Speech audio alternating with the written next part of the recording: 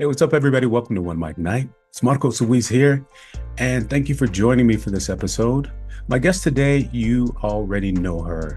It's the first time on the show, but she is a fashion influencer and talk show host. But I dressed up a little something nice for you, as you guys can see, and I hope my guest is going to love it. I'm not going to bring her on until I introduce her, and then we're going to get a first reaction. So I hope this is okay. And if you're watching this, please hit the like button. Make sure you subscribe and share these episodes. This is going to be a great episode. It's going to be fun, but it's also going to have some serious undertones. So please make sure you stick around. This is OneMicNite. I'm Marco Suis. See you in a minute.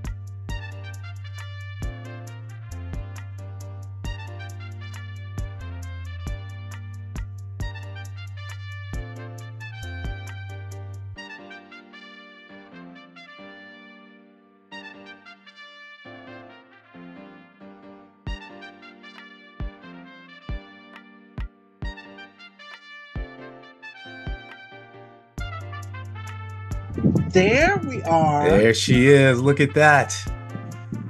Miss Stevie, how are you? I'm doing wonderful. Yourself? Wonderful. Now look at this. This is what I did for you. You see, I shaved, right? I don't have my beard anymore. I've got my goatee. I've noticed when we did our interview, you had a beard and you see shaved. That? Mm-hmm. And also, you being the style fashion that you are, fashionista, I threw on a little something vintage for you. This is vintage Gautier from when I was modeling back for Gautier in the day. So I had to come up to your caliber. Yes. What's up, everybody? This is OneMicNite. I'm Marco Suis. And as you can see today, my guest is the incredible Miss Stevie, the talk show hostess and creator of Style by Stevie Daytime, beauty and style, fashion influencer, and couture. Welcome to the show. It is such a pleasure to be here. Finally. It's been in the making. It's happening. I'm so happy. Listen, I have questions. Yes. The first question is, who is Miss Stevie? Who is Miss Stevie? Miss Stevie is someone that grew up in South Carolina, rural South Carolina, born October 31st, 1993, on Halloween. My mom's a Libra. I have 4 brothers and I have 2 sisters. One of my sisters is no longer with us. She passed away in 2018. And her birthday rolls around June 29th. And as we're in the month of June now, we're going to continue to celebrate her and memorize her. I'm caring, I'm nurturing. Outside of the glitz, the glamour, the fashion, I'm just a regular down-to-earth girl from South Carolina. I love that.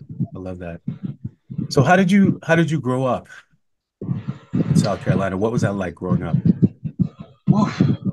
How did I grow up in South Carolina? Mm-hmm.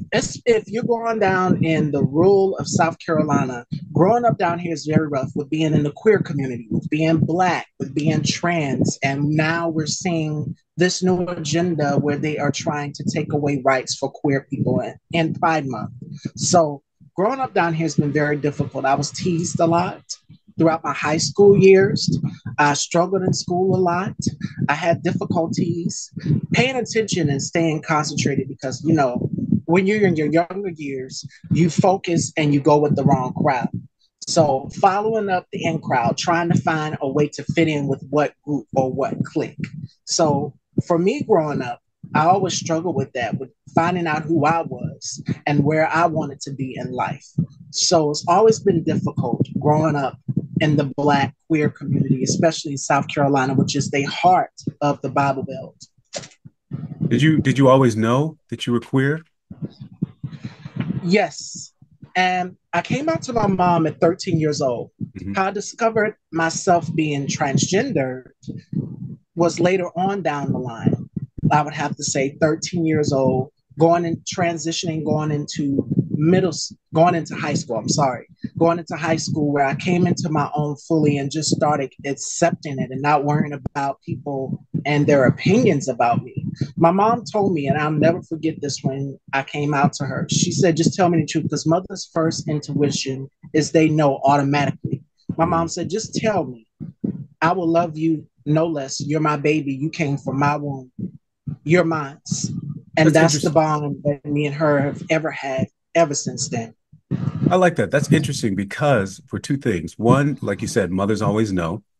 Yeah. And two, it also puts a little bit of pressure on the person who is feeling that they're part of a queer community. And I'm going to say this for me, I've never said queer. So this is all new language for me and, saying Yeah. things. And so to be a queer person, it puts a little bit of pressure on you to come out or to say that you are not like everyone else, or there's experiencing something different from a normal child.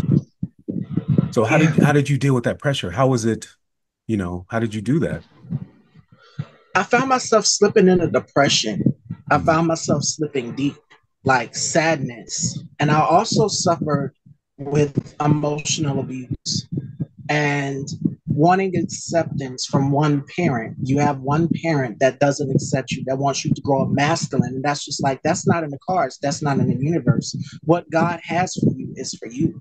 So I wasn't like my brothers. I wasn't like my sisters. And what I love is that my parents raised us each to have our own personality. Growing up with siblings, I'm not going to be like my oldest brother or my middle brother or my other two siblings that are, one is in North Carolina, one is in New York. And then you have two that are in closer. One is coming down to visit, and we always talk. We're very close and we look just alike. We look just like my mm, mom more than anything. We get that a lot. So growing up, each and every one of us, we had our own individuality. We had our own unique sense of style. We had our own career lanes we wanted to go in. My brother chose to go into the military. My other brother chose to do his thing. My other brother is a police officer, and my other brother just chose to work in the music business. So each and every one of us have our own lane and our own niche. And for me, overcoming that depression, overcoming all of the adversity that I've been through in my life, it's been a challenge. But how did I overcome it? God.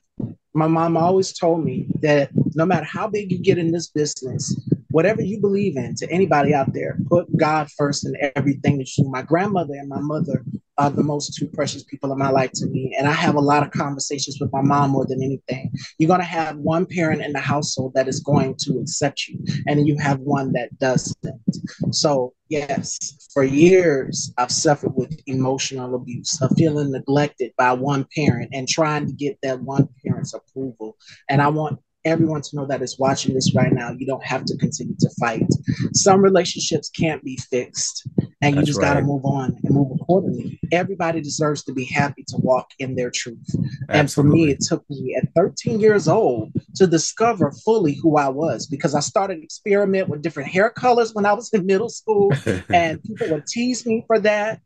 But then I'm just like, okay, as I got into my high school years, my freshman year, I just said, you know what? I'm just going to fully come out, break down those closet doors, and just embrace who I fully am. And after I graduated, that's when I had a sense of freedom to just fully walk in my life, fully walk in my truth, and just embrace it. How important is support? You talk about one parent supporting you, the other parent didn't see or didn't support you, I guess, in the same way. Yeah. How important was that for you to have one parent to support you and give you the go ahead and give you the okay to be you? Support means everything to me. And it just breaks my heart that that one particular parent or relative or family member does not support. It hurts me. We don't talk. We don't have a relationship. Mm. But me and my mom were really, really close. We talk more than ever. So I see the other treatment that the other children get, and it hurts you. You feel like, to anybody that's coming out in the queer community, LGBTQ plus community, you are discovering who you are. You're going to have one parent in the household that just won't get it, that just doesn't want to get it, that's stubborn and stuck in their own ways. And my advice to anybody who's gone through that is that one parent is all you need. There's other family members that support you. And Absolutely. my other family members, like my aunts, my uncles, they love me, they accept me. And then I have some that are just unaware to it, because we've been inside during the pandemic.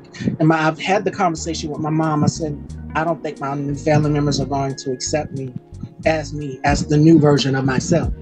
And this is what my mom told me. No, go ahead, I'm sorry. No, that's okay. I was just going to say, did you also find support in the community?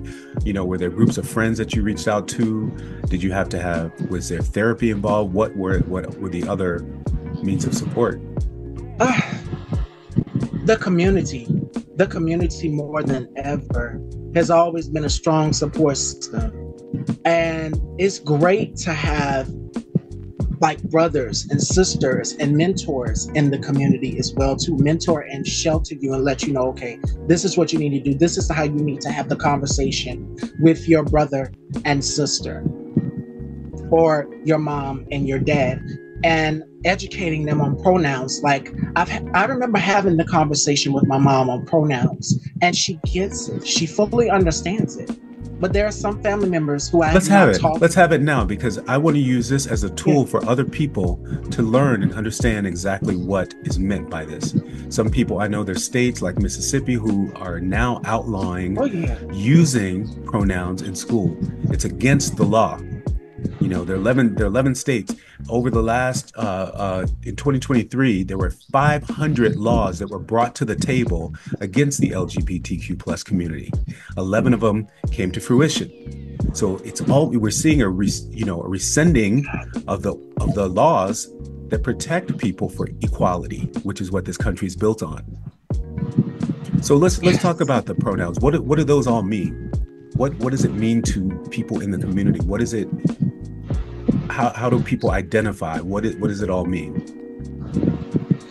Pronouns basically means that you choose what light you want to walk in. If you want to walk in your light as a woman, you don't have the right to tell somebody that they can't be a woman or they can't walk into their light as a woman. You don't have the right to tell someone that they can't walk in their light as male or as intersex or as non-binary or as pan or gender fluid. There are so many parts of the queer community out here. And to other people in the community, they're educating themselves on what they need to do in order to be aware. I remember watching my girl T.S. Madison having the conversation on pronouns with her friend and her co-host Craig on the show about they, them. Because if you're not sure about something, you would ask someone other than just call the person on what you think they want to be called. And I've had guests who I've interviewed on my platform, before we went on or whatever, they would ask me, what are your pronouns? She, her, mines. And I love it now that in social media, people have it, Instagram and Facebook, they have it so that you can put your pronouns on your profile and people can be aware. But pronouns mean respect to people. Respect people's pronouns. You just took the words right out of my mouth. Absolutely. What a person's journey could be. Absolutely. Or where they got to where they're at in that point of their life. You know what you can equivocate it to is someone who is a doctor. It's Dr. Johnson. So it's the same thing. You're giving the person the respect of being a doctor. And they can walk in the light as a doctor, right? So I actually want people to think about that. And, you know, whether it's important to you yourself, like me as a straight man, a cisgender man, or, you know, a straight woman, it's giving respect, which is what we all want in our lives. We want respect and we want to be treated equally. Absolutely. right? Absolutely. That's all it is. It's just simple. Just ask someone.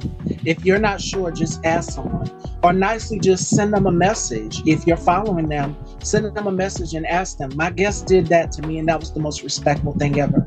And they were just like, I didn't want to offend you. I didn't want to call you what I think.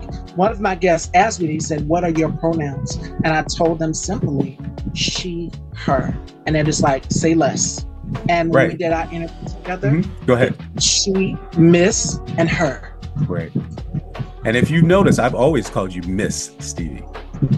And yes, like you said, I look on the social media and you see it there. So there's no question. There's no question. It's the respect that you give to people. Yes. Have you ever had I know growing up, maybe trans or even just as queer, gay, I say gay, as gay people, there's always seems to be a dark time associated with it. How do people get through the dark time? How did you get through the dark time? Because just even kids in general going through, like you said, middle school, you're unsure of who you are, what you're doing, where you're going, you're awkward, you're going through puberty, you start to have feelings and you're unsure of what these feelings are. So imagine someone who is a young gay male having feelings for another gay male and not knowing what to do and not being accepted, which throws you into a depression. How do we deal with those? How do people deal with those? Talk to someone. Talk to someone. For me, it was my mom.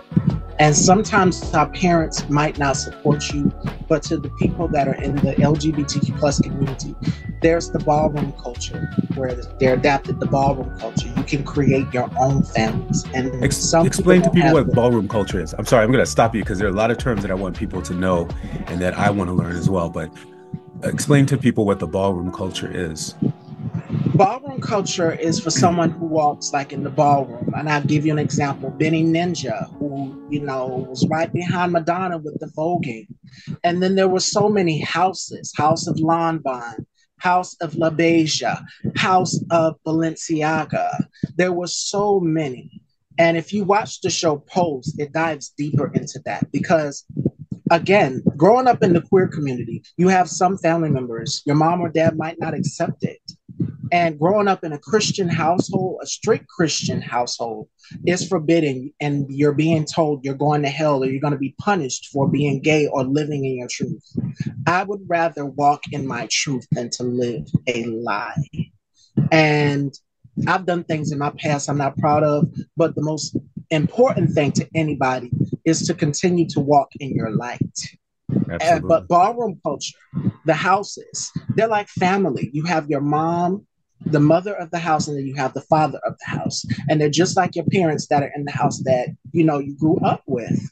But they embrace you and they welcome you because you are authentic. And there are so many people in the community that are just like you in that ballroom culture. So that's how important ballroom culture is. So you're not just walking face or walking for sex siren or these different categories, but you are competing and you're winning money and you're winning prizes, not just for yourself, but for the family as a collective. And what I love is that everybody has their own portion of it and they share and they work together. Absolutely. I'm going to take it a step further too, because I remember back, and I'm going to age myself here, when the movie Paris is Burning came out. Yes. Okay. So that was the first time that I even saw that culture. And what it did was it provided a safe haven for queer or gay people, like those who were kicked out of their house for being gay. Yeah. It provided a safe haven, a place to eat, a place to sleep, a place, like you said, to go and compete and earn money so that you can be a family together, and take care of each other. So those things which are still important today in this community. And like you said, the TV show, the TV show that was on, it just showed you a snippet of what was happening in New York at the time. And that's exactly what was happening.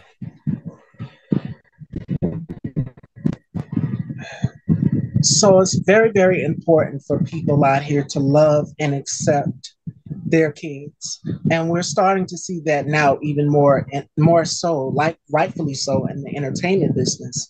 Marlon Wayans just came out and embraced his Yes. child, his daughter. And of Yes. course, we've seen it with Son. I'm sorry, Son.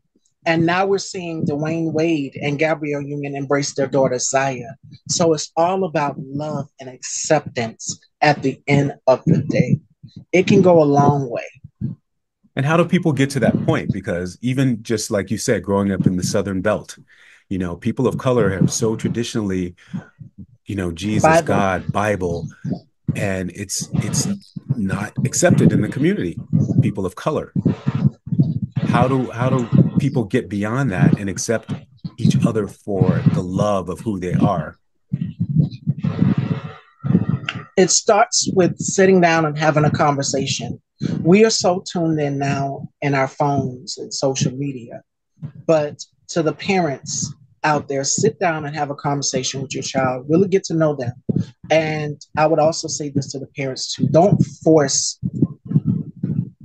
them to be what you want them to be. Let them find their own way. Let them find their own identity, because every child is different.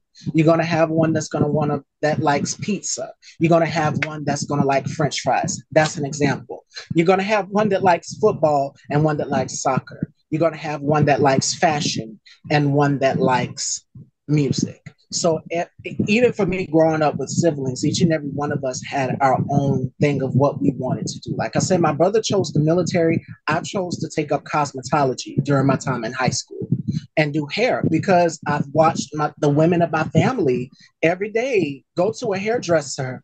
Or when I was younger, my dad used to take me to the barbershop, and on one side it was a barbershop. And what's so crazy is both of them are my relatives. My cousin on one side was cutting the men's hair, and then my cousin on the other side was handling the women. She was styling the women's hair. And I would be able to, when I was younger, to go on both sides of the shop and see how they're doing, how they operate. And that's kind of what gave me the experience of wanting to do hair and get into the beauty and fashion field. So that's another thing in the queer community. If you have a talent, if you have a niche, go for it. Absolutely. And how important is visibility in the community? Because a lot of times people don't see, and so much people, especially in the business that we're in, which is entertainment and media, you don't see people who are gay and queer, who are openly gay and queer. Everybody is trying to fit to a certain mold to be accepted, to have more mass appeal. But where are those people who are gay and queer, who can stand in front of the camera, or who are actors and are openly gay and, still remain the popularity? Yes, visibility is absolutely important. And for me, I would say the first visibility that I saw growing up as a Black trans woman in the South would be Connie Fleming walking in the Terry Mugler show. And Terry Mugler is one of my favorite fashion designers. I thought that was groundbreaking. And then years later, it was T.S. Madison. T.S. Madison, years later, was the first Black trans woman to have a television show in mainstream. And the only representation that we saw was, and then we can't forget Laverne Cox. Her being on the cover of Time magazine was solidifying it all, opening the door so that other trans women like myself could come in after these three Black trans women that I named that were way out before me. So they crawled literally so that I could walk. I wanted to say the top 5 influencer LGBTQ+ people in a survey were 1, Ellen DeGeneres, 2, RuPaul, 3, Laverne Cox, 4, Anderson Cooper, and 5, Billy Porter. 3 of which are people of color. Go figure. So how many more do we need? We need lots more visibility. Absolutely. So and I mean, there is more. I mean, if you go to the music side, you have your Little Nas X's, and we see that.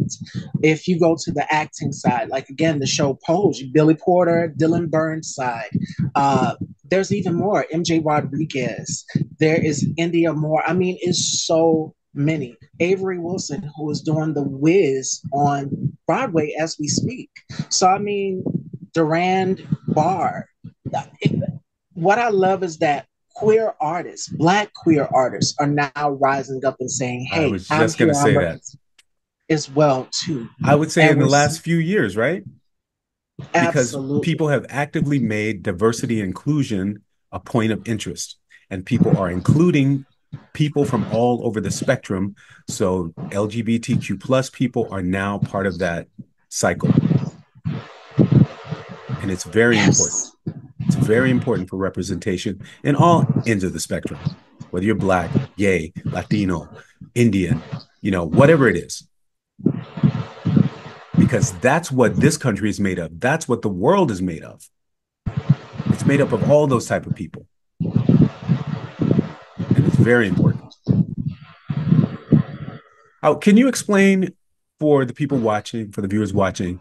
So some people may not understand what the difference is between a drag queen, a trans, and the emotional or you know journey that trans have. Okay, because there's definitely been a dangerous misconception out here, and it goes back to having trans people in the bathrooms and all of that. That's a whole different conversation. But the difference between a drag queen is someone who performs like RuPaul. RuPaul dresses and he does it so beautifully. And he walks out on that runway hosting that show, RuPaul's Drag Race. Mm-hmm. And then we see him in suit. He takes it off. He puts it on. He gets paid for it. And then he takes it off. Right. Being trans is somebody who is discovering themselves and saying, hey, this is me. This is who I am, and I'm not going to change for anybody. Crystal LaBeija was an openly Black trans woman who was the founder of the House of LaBeija, if we go back to Ballroom, and she refused to water herself down for anybody. Marsha P. Johnson, who was the trans Black activist, started off as a drag queen. And then she just went on and said, hey, I'm going to go on ahead and walk. Stonewall Jackson era, that's when she was out. So these women said, I'm not going to tone down or water myself down for anybody. I'm not going to take this off. This is me. When I walk through the doors, what you see is what you get. And that's the same thing with T.S. Madison. So that's the difference between being trans and being a drag queen.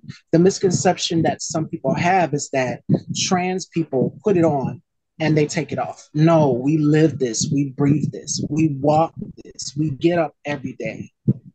I always knew I wanted to be a woman, because I wasn't like my brothers. I didn't want to pick up a football. I would much rather pick up my mom's lipstick or foundation and play in those things. And that's what people want to But know. it's They all don't about, understand. Yeah, they don't understand what that feels like, or how could you possibly be that, or how they don't understand. They don't get the difference between, a man putting on a dress. I can give an example. I bartended at a restaurant in the West Village. This is where I actually started OneMicNite. But there was I don't even know the word. It was a man who liked to dress up like women. Didn't live like a woman, lived like a man, had kids, came in. When he was there in his garb, in drag, he was Linda. Still talk like this. He's Linda. So he wasn't living his life as a woman. He felt like a woman, and he felt like he wanted to wear women's clothing. right. So there's definitely a difference. And that's the example that I want to give so people understand what it is. He drank scotch. I mean, not to say that all men drink scotch, but he wanted a scotch. He was still a guy. We talked about football. He just felt good in women's clothing, so he wore that. So there are all different types of people in the spectrum. You feel different ways, and that's what needs to be validated. And the term I believe you're looking for is called androgynous. It's big in the fashion world. Mm-hmm. And I can give you an example. And she's one of my favorite style icons. She's a biological woman, Grace Jones. Yes. Back in the day, people could not differentiate whether she was a man or she was a woman, right, because of her style. It was so eclectic. It was out of this world. And what I loved about her was that she was so growing up Jamaican in a Jamaican household. We know how it is with the Bible Belt and Jamaican and religion culture. Right. For her, I remember her saying this in an interview with Joan Rivers. She said her mom always pulled her lips a lot because she was disrespectful to her mom. But Grace, what I loved about Grace Jones is that she was so unapologetic. And during the Studio 54 era, that was the biggest time for everybody. Right. But you had Sylvester, who's another one, openly gay artist, and he dressed in women's clothes as well too, and looked beautiful. So it's called androgyny, where it's like, okay, one day I want to be feminine, and the next I want to be masculine. And we see a lot of women, biological women, do that. And just in the queer community as a collective, we're seeing more and more men embrace their femininity as well too, a feminine queer Black men. And there's nothing wrong with that. Let people experiment and have fun. Fashion shouldn't have a gender, and people should be able to express themselves however they want to. Right. We saw just recently, I think it's Lil Uzi, who was, Yes. he's part of the, what was it, Fendi campaign. And he received a lot of backlash from that. He's a rapper. For those of you who don't know, he's a rapper. He did a photo shoot where he had a skirt on, and I think he had a side bag also. And he received so much backlash from fashion, from wearing something that's deemed women's clothing, when it's simply fashion. Who is here to decide what is what in that way? I mean, think about men wearing kilts back in the day in Scotland. You know, it's gone Perfect. even back in Gaultier. Gaultier's collection had it. He had skirts back then in the 90s. We saw that. It's a fashion trend.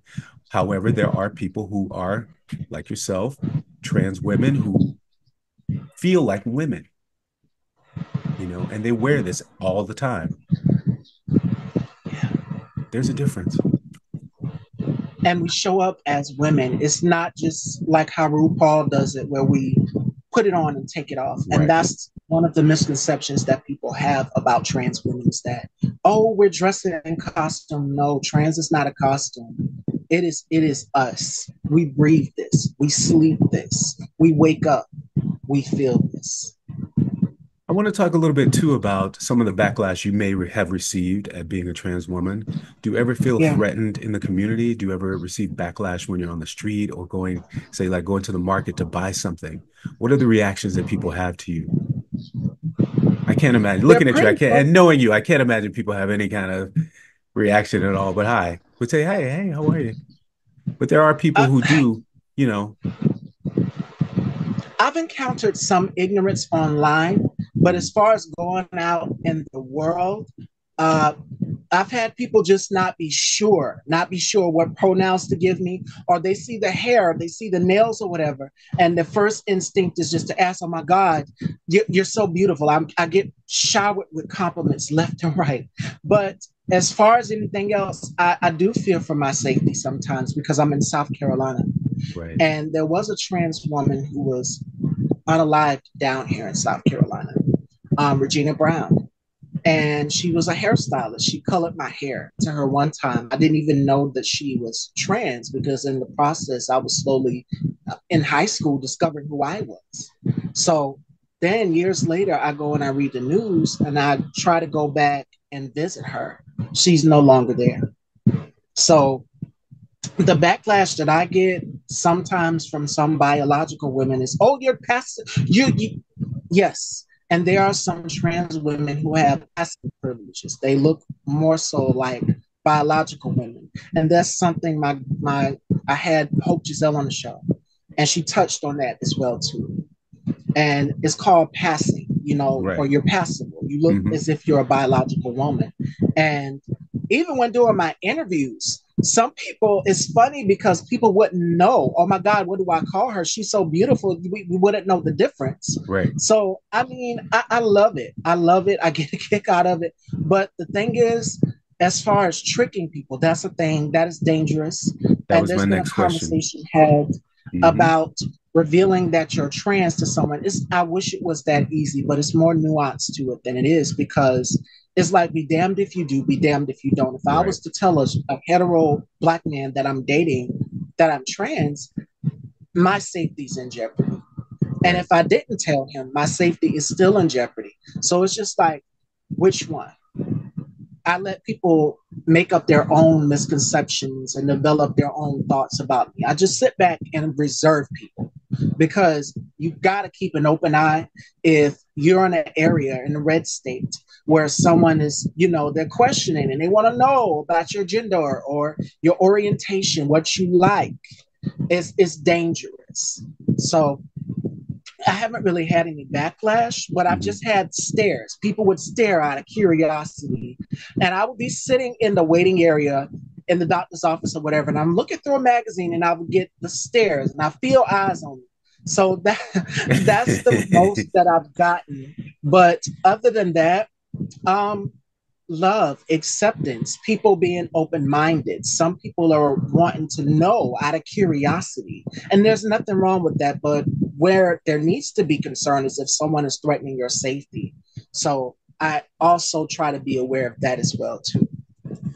That's very important. And I wonder how, people who are trying to date, go about it. Yeah. I feel like even it's okay. Here's the dichotomy too, is when you have women in our society who most people think it's okay if you're a lesbian. Yeah, especially straight guys, cisgender men love, Yeah. two women going at it or two women and them. And, but when it comes to two men, not accepted. When it comes to trans, not Not accepted. all. And so even now with things rolling back the way they are, especially under the Trump administration, um, just things like being in the military, it's even hard enough to be a gay man, you know, let alone to be a trans woman and a trans woman of color. So a lot of this stuff sends people spiraling, like you said, into a depression, into drug and alcohol abuse, into prostitution, into so many things that they ordinarily wouldn't have to be involved in, just as a way of life, as a way to make a living, as to prove their, self-worth. Um, and it's a horrible thing. It's horrible. It is. And back in the day in the military, it was don't ask, don't tell. And now they've really cracked down, as you've mentioned, with this administration, Trump administration, Mm-hmm. on wanting men to register at the ages of 18 to 26. That's something that they're trying to put in place with Right. this Project 2025. And this agenda that is coming up is going to hurt a lot of not just people that are in the queer community, but indigenous, us as people of color, as Black Absolutely. people. So it is important that you get out here and you be vocal about whatever it Please is vote. that, yes, please You vote. have to. If you're not registered, get registered. It's very simple. It's as simple as brushing your teeth. Go ahead and register to vote because this agenda that they are trying to put into place, we just celebrated Juneteenth not too long ago, and it is Pride Month. So I'm begging and pleading with everyone, get out here and let your voice be heard because we cannot do another term with this president. He is trying to roll back and make history repeat itself all over again. Whereas back in the days, same-sex couples had to go all the way to Washington, D.C. and get married.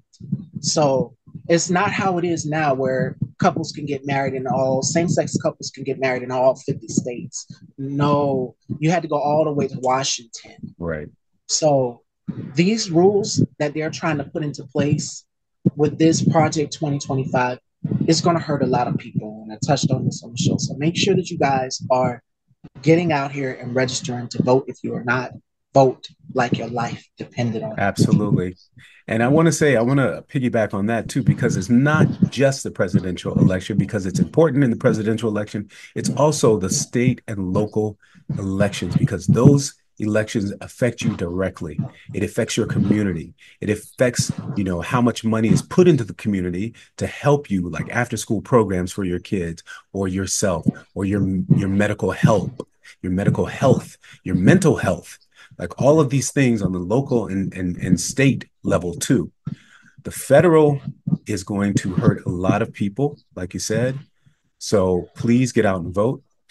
I also want to say, the Human Rights Campaign, and I have some statistics here, going back to the trans situation, more than 300 trans were killed in 2023, 84% people of color, and 78% killed with a gun. Those are staggering statistics, you know? And we need to do more to protect this community and the people in the community. I want to talk a little bit. Yeah. I want to talk a little bit about your show now, because you are the talk show hostess with the mostest. You do some great, incredible interviews with people in the entertainment industry, with fashion, with style. You do a lot with mental health. You're one of the people that I look up to. So tell everybody a little bit about your show if they haven't seen it, because I want everybody on this platform to come over and see you do your thing. Style by Stevie. I created it right after high school, 2014. I didn't have a name for it. It was originally weekdays topics, and the time wasn't always 4 p.m. Eastern. It was always at 11 a.m., midday, going into the day of 12 o'clock. And we would just talk about celebrities and pop culture. But I shook it up and I said, we're going to have guests come on. And some of my colleagues that are in the industry, that are music artists, that are actors, they had a place where they could come and they could promote their projects. So Style by Stevie is fun. I try to make it informative. And I also try to make it fashion forward, cutting edge. Like, you never know what looks you're going to get from me or either the guests that come on the platform. So when I call it the dollhouse, for a reason, and I know that's another question you want to ask me, the dollhouse. I call it the dollhouse because when you guys come in, I embrace you with love. People think the aesthetic, I dress you with clothing. Yes, that too. I give you looks. But when you come into the dollhouse, I dress you with love. I dress you with care, because you never know what a person could be going through in their lifetime. And in this political climate that we're in, it can be mentally draining to a lot of people. So I try to create an escape and a getaway so that people can just relax if they're just getting off from work, picking up the kids from school, sit down and enjoy just a good conversation. Pour yourself a cocktail, champagne, whatever you like, and just sit back and enjoy the interviews. Ask questions, because I know it's a lot of people who have goals, dreams, aspirations of getting into the entertainment business, but they don't understand the hard work that goes behind it or the obstacles that come along with it. So absolutely. That's a little bit about Style by Stevie. And we're now in our 18th season. So I've been doing this for a very long time. Yes, you are. Yes, you are. And I have to say, I agree with you. You're entertaining and informative, which is what people like, which is why I hop in there as much as I can. When I see it come down my timeline, I'm right in there. So I advise everybody, please make sure you check out Style by Stevie _daytime. One last question for you. Looking back, what would you tell a little Miss Stevie about what to expect for the future?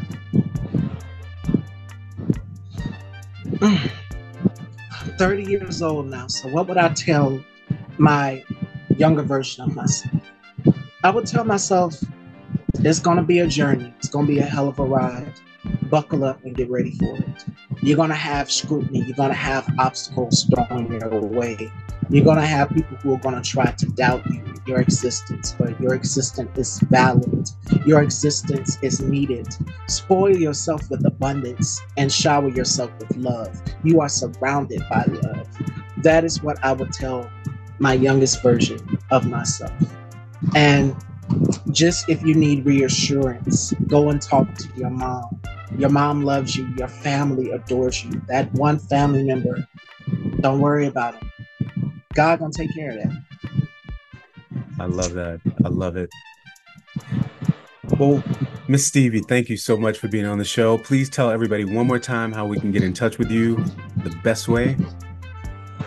Well, you guys can catch me weekdays, Monday through Friday on Instagram. 4 p.m. Eastern. We have amazing guest interviews. And sometimes I'll pop up and I might give you guys 2 shows, but every day, Monday through Friday. And some days I'll be off, but just know that I definitely will be coming back. And as Marcos mentioned, you guys can check me out on Instagram at Style by Stevie _daytime. That's right. Make sure you check out Style by Stevie. Also, if you missed that live show, which you shouldn't do, you can always catch it on YouTube. The YouTube channel's popping. You can catch this show at OneMicNite. OneMicNite is spelled OneMicNite.